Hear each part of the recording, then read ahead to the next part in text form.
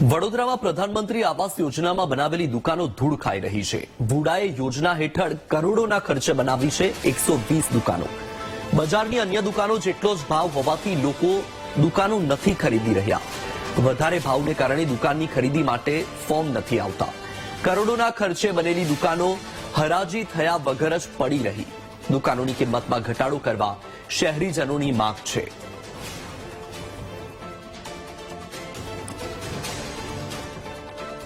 હરાજી કરે છે પણ હરાજીમાં આ લોકોનું જે શરતો છે ને એ બહુ ખરાબ છે.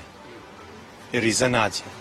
અને કન્સ્ટ્રક્શન વાઇઝ અને રેટ પ્રમાણે આ જ રેટમાં એ લોકોને 12 બિલ્ડરો આપી શકે છે.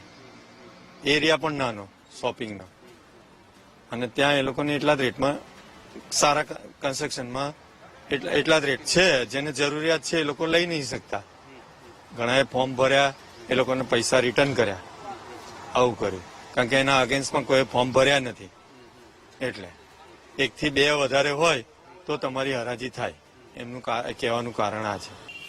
વુડા દ્વારા છેલ્લા 2-3 વર્ષથી અહીંયા ગરીબ પ્રજાને મકાનો આપવામાં આવ્યા છે, એને કે પ્રધાનમંત્રી આવાસ યોજના.